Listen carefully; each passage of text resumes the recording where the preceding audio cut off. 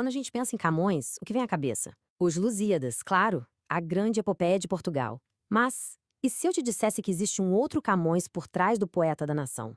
Um Camões cheio de conflitos, de dúvidas, de paixões, que só revelou sua alma de verdade depois de morrer? É essa outra história que a gente vai desvendar hoje. E a nossa jornada começa com esse número aí na tela, 1595. Guarda bem esse ano porque ele é a chave para a gente entender um dos maiores segredos da literatura em língua portuguesa.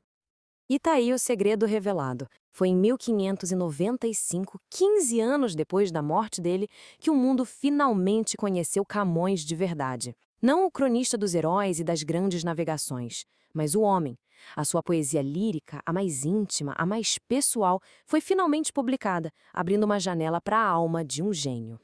Preparados para esse mergulho? Esse aqui é o nosso mapa. A gente vai explorar desde o ritmo dos versos dele até os grandes temas que o deixavam sem dormir. Vai ser uma viagem direto para o coração do poeta. Então, de um lado, a gente tem os Lusíadas, que é a história de um povo, um olhar para fora.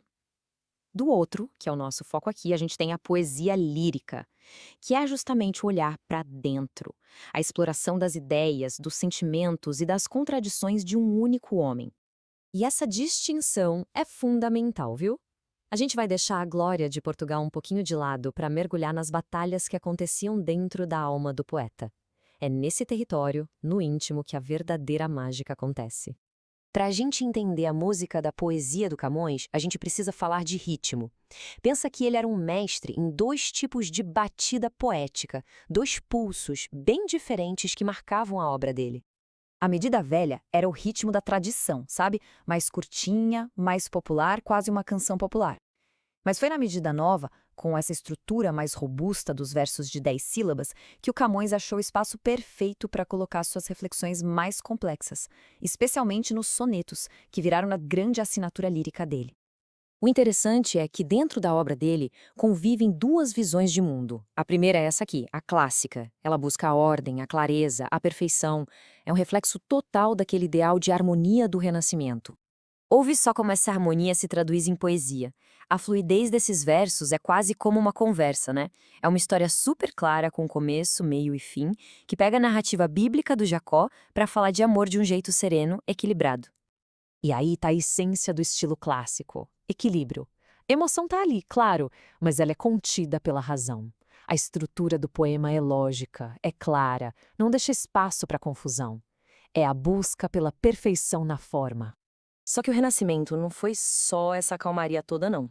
Foi também uma era de choque, um conflito gigante entre a fé da Idade Média e o novo humanismo que estava surgindo.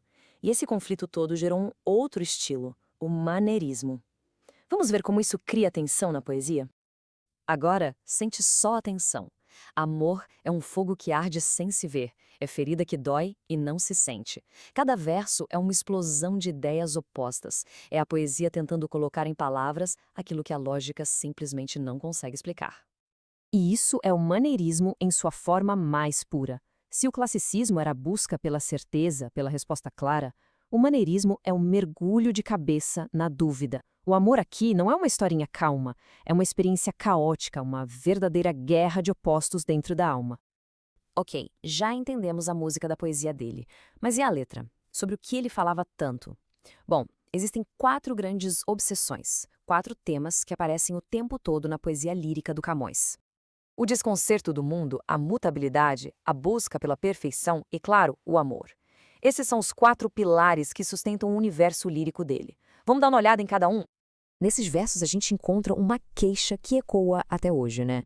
Aquela percepção de que o mundo parece que está de cabeça para baixo, que as coisas não funcionam como deveriam. Esse é o desconcerto do mundo. É basicamente o poeta olhando para a realidade e percebendo que ela não segue a lógica da justiça ou da razão que a gente espera. É como se o mundo estivesse desafinado, sabe? Fora de ordem. O próprio ritmo desse poema é implacável, assim como o processo que ele está descrevendo. A repetição da palavra muda cria essa sensação de um fluxo que não para, que é contínuo e totalmente inevitável. E esse é o tema da mutabilidade. Para o pessoal do Renascimento, essa era a grande verdade da vida. A única coisa que não muda é que tudo muda. E Camões explora como essa transformação afeta absolutamente tudo, do clima até a confiança entre as pessoas. Aqui o poeta está falando com uma figura feminina de uma beleza tão absurda, tão perfeita, que chega a ser perigosa.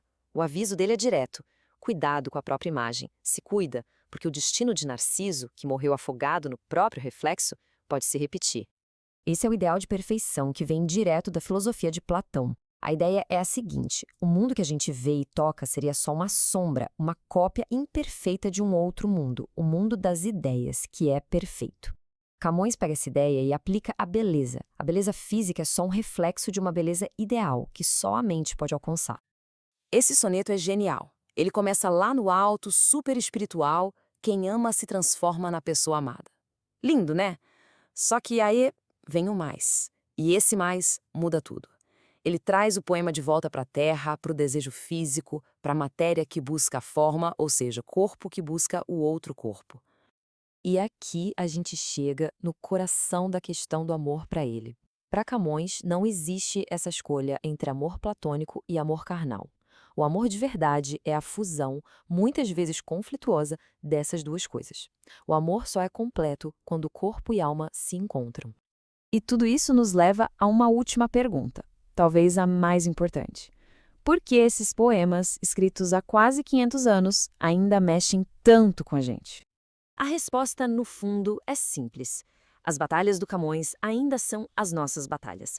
A luta entre o que a gente sonha e o que a realidade entrega, o conflito entre a razão e a emoção, a busca por algum sentido no mundo que parece caótico, tudo isso é fundamentalmente humano, ontem e hoje. E para fechar, nada melhor do que deixar a pergunta do próprio poeta ecoando. É uma questão que ele deixa sem resposta no final do seu soneto mais famoso. Se o amor, que é a força que mais move a gente, é tão contraditório por natureza, como a gente pode esperar que o resto do mundo faça algum sentido? Fica aí a reflexão.